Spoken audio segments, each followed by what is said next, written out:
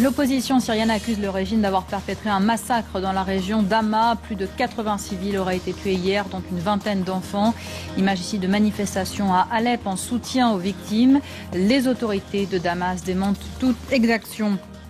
Et sur le plan diplomatique, plusieurs initiatives sont en cours. Kofi Annan doit s'adresser aujourd'hui à l'ONU. L'avenir de son plan de paix semble très compromis. Il faut donc préparer l'après. Annan devrait proposer la création d'un large groupe de contacts. J-3 avant les législatives en France, les socialistes espèrent que la gauche obtiendra une majorité confortable à l'Assemblée nationale.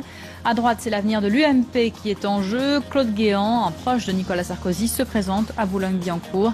Il devra notamment faire face à un candidat dissident. Voilà pour les titres, bonjour et bienvenue à tous sur France 24. Après le journal, il y aura la revue de presse internationale avec Anne Souhaitemont. Le Monde a rencontré le journaliste italien à l'origine du scandale des fuites au Vatican. Portrait de ce catholique qui veut raconter au monde la vérité sur le Saint-Siège. À suivre également le journal de l'économie avec Karina Chabour. Nouveau test pour l'Espagne sur les marchés. Madrid doit lever aujourd'hui près de 2 milliards d'euros. Quasiment 2 semaines après le massacre de Oula, l'opposition syrienne accuse le régime d'avoir commis un nouveau bain de sang, cette fois dans la région d'Hama. Après avoir bombardé le village d'Al-Kouber, les miliciens des Chabiyas auraient abattu plus de 80 civils. Des corps sans vie allongés côte à côte, immédiatement qualifiés de massacre d'Al-Kouber sur la légende de ces vidéos postées anonymement sur Internet. Il se serait déroulé ce mercredi. Selon l'opposition syrienne, au total, plus de 80 personnes ont été tuées près de la ville de Hama, dans le centre de la Syrie. Le directeur de l'Observatoire syrien des droits de l'homme accuse les miliciens pro-régime. Ce mercredi, ce village de 130 habitants aurait été bombardé, puis des miliciens auraient pénétré dans les maisons. Les habitants des villages seraient morts par balle ou tués à l'arme blanche. Certains activistes parlent d'actions conjointes des militaires et des Chabiyas, les miliciens du régime. Ils ont encerclé le village avec des roquettes et des chars. Puis il y a eu des bombardements et des coups de feu. Il y avait des Chabiyas du régime. Ce village donne accès à tous les autres villages. Le gouvernement dément ces accusations et parle d'un groupe terroriste. Réaction immédiate de la population, les habitants d'Alep ont investi les rues pour dénoncer ces tueries. Un scénario qui n'est pas sans rappeler celui de Oula.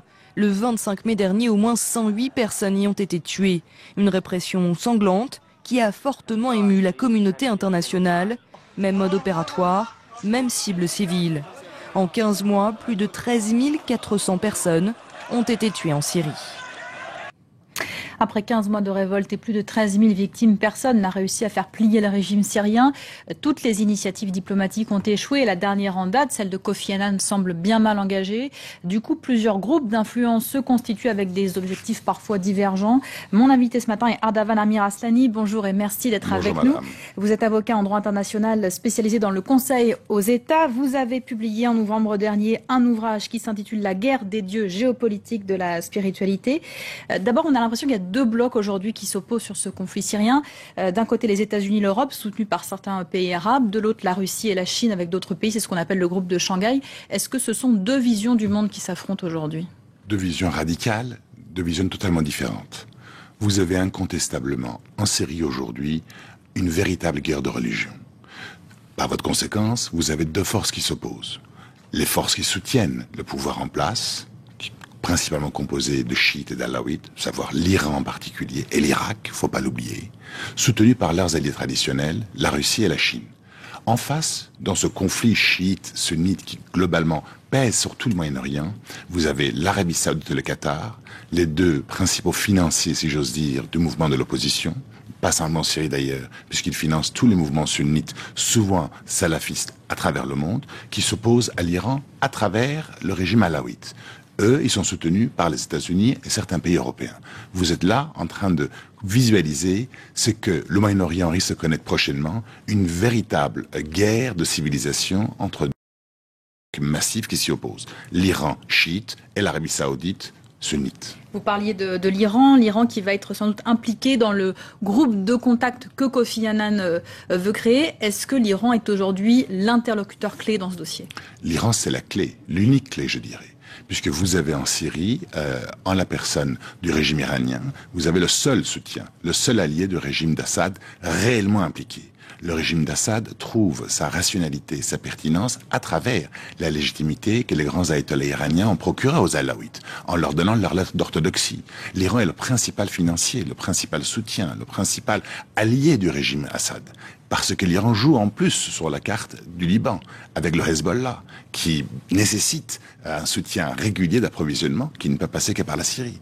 Si le régime d'Assad chute, quelles seraient les conséquences pour l'Iran et pour le Liban notamment? L'Iran perdrait massivement, si vous voulez, une carte maîtresse dans ces négociations, notamment sur la question nucléaire, parce que c'est un jeu de pouvoir.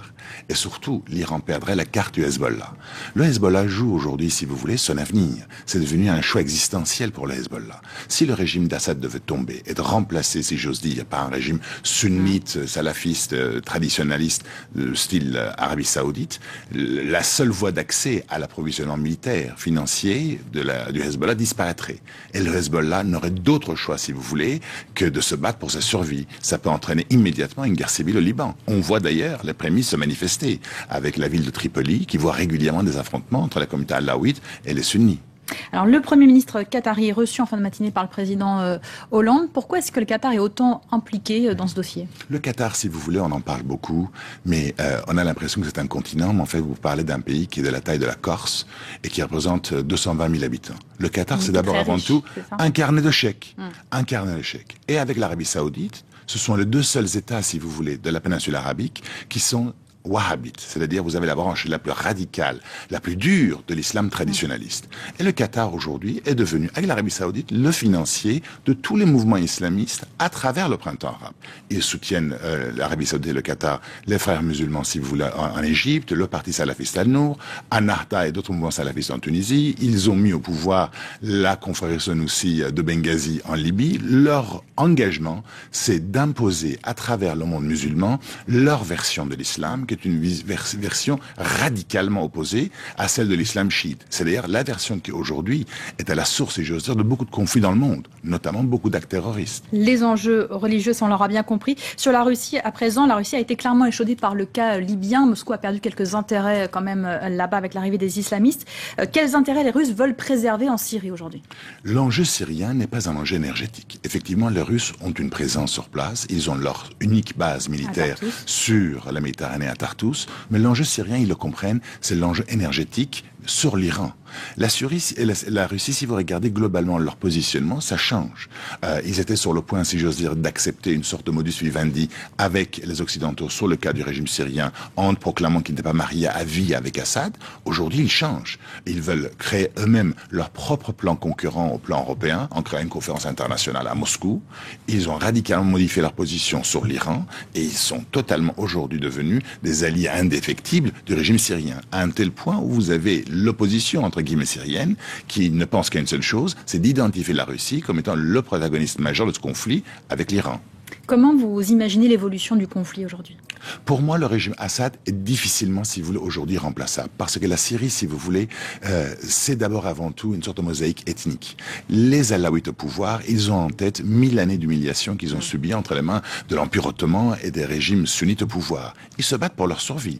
Et ils sont alliés d'ailleurs, si vous regardez la composition démographique du pays, avec des chrétiens qui ont le souvenir de ce qui est arrivé à la communauté chrétienne en Irak, où 50% a été contrainte de partir à l'exil, beaucoup de massacrés. On l'oublie radicalement. Mais si vous voulez regarder, l'archevêque de Beyrouth, l'archevêque d'Alep, ne cesse de dire, pour vous que le régime d'Assad ne tombe pas. Et il n'y a pas, si vous voulez, que les chrétiens et les Alaouites. Vous avez en Syrie également les Kurdes, qui ont toujours trouvé en la personne d'Assad un allié majeur dans leur conflit pour l'autonomie qu'ils espèrent en Turquie. Et vous avez les Turkmènes. Toutes les minorités sont derrière Assad parce qu'ils savent qu'il arrive au pouvoir d'une tendance majoritaire sunnite va entraîner la perte de leurs droits les plus élémentaires. Un conflit très complexe dont on imagine encore mal toutes les conséquences. Merci beaucoup Ardavan Amir Aslani d'être venu sur notre plateau. Voilà ce que vous pouvez dire sur le conflit syrien.